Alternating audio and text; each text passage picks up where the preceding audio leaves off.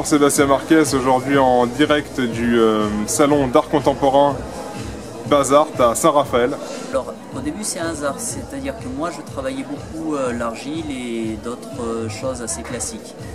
J'avais travaillé un peu la pierre et puis des fois le bois recyclé. Et un jour, mon petit garçon, quand il avait 3 ans, m'a demandé de faire un avion énorme en tendant ses 2 bras et en me disant je le veux grand comme ça. Donc j'avais commencé à faire un objet, un Speedfighter, c'était la première pièce en matière recyclée que j'avais fait, avec du polyester extrudé, avec des canettes de soda pour faire le fuselage, et puis j'y ai pris goût. Donc j'en ai fait un deuxième, puis de là j'ai fait des pièces un peu plus grands, un peu plus gigantesques à chaque fois, jusqu'au moment où je me suis mis pour défi de faire des corps humains, des fois des pièces un peu plus symboliques comme la Statue de la Liberté au Corcovado ou le taureau représentant le taureau de Wall Street.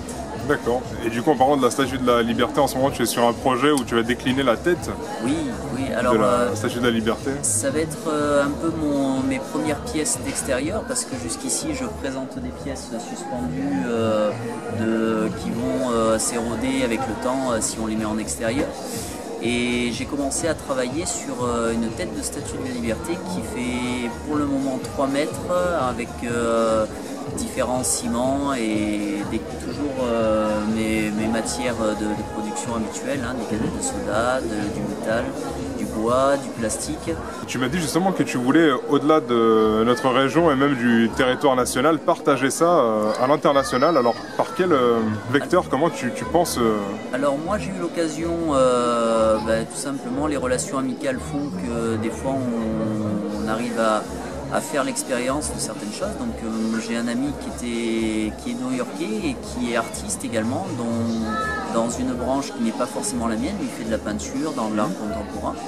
Et il m'avait proposé il y a quelques années d'aller à New York et de fabriquer sur place. Et j'y ai pris goût. C'est la 3e année que j'y vais. J'ai même pris le défi d'aller dans d'autres villes américaines.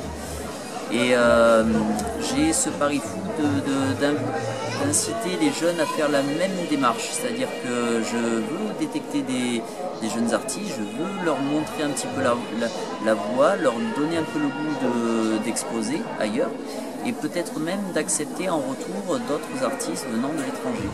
Que tu avais déjà participé à l'organisation d'un événement de transmission et de partage. Voilà, donc en fait j'ai fait la 2e édition du Printemps des Arts qui s'est déroulé au lycée Albert Camus. Moi ayant travaillé comme surveillant, un simple pion dans ce lycée, le staff qui encadre le lycée avait trouvé sympa l'idée de faire des objets avec du recyclé. Et il m'a missionné en quelque sorte pour créer un festival de l'art. Donc l'objectif c'était quand même que les élèves aient une interaction avec les artistes sur place.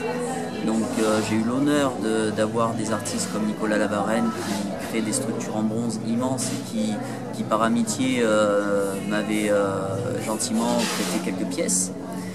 D'autres artistes l'ont fait, il y avait jusqu'à 35 artistes.